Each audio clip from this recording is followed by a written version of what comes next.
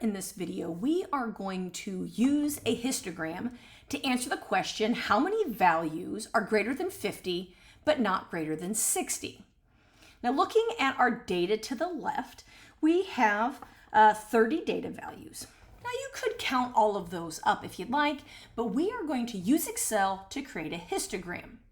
Now, first things first, if you are on a Mac or a PC, it is slightly different, but just in one step. We'll talk about that when we get there. First, to create a histogram in Excel, you want to highlight your data.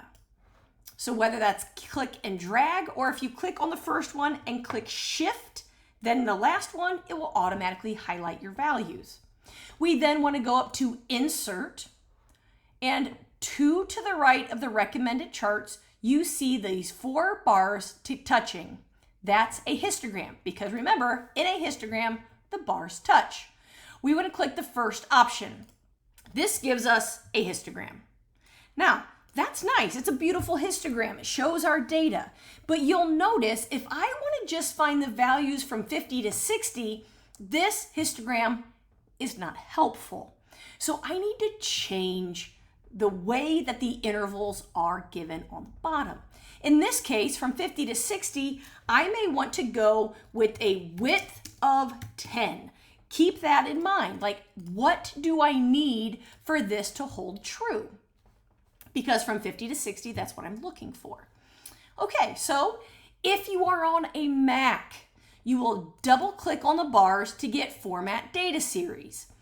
If you are on a PC, you will double click on the axes.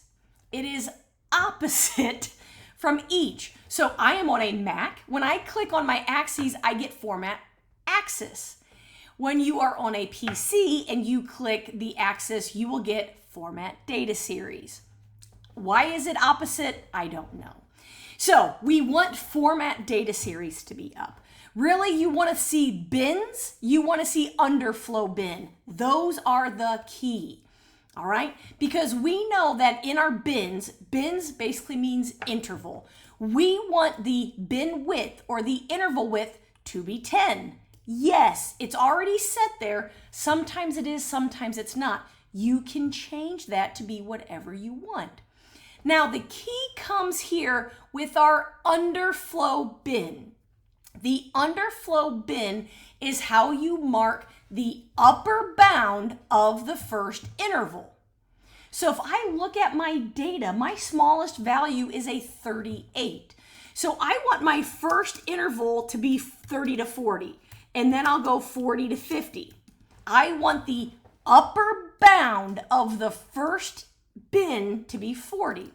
So when I am in my data series, I'm going to check underflow bin, and I'm going to change that value to be 40. Now look what happens when I hit enter. It readjusts my bar. So now I have 5 bars. You'll see the first one says less than or equal to 40, because that, in this case, has 4 values in it. All the values that are below 40, or 40 or below. Next, we get to the 40 to 50. Those are greater than 40, but not greater than 50. For our particular question, how many values are greater than 50, but not greater than 60? That's this bar right here, greater than 50, but not greater than 60, and there are 11 of them. So the answer to this question is 11 based off of my histogram. So once again, we want the Format Data Series, or, come on, buddy. The Format Data Series, you want the 3 bars.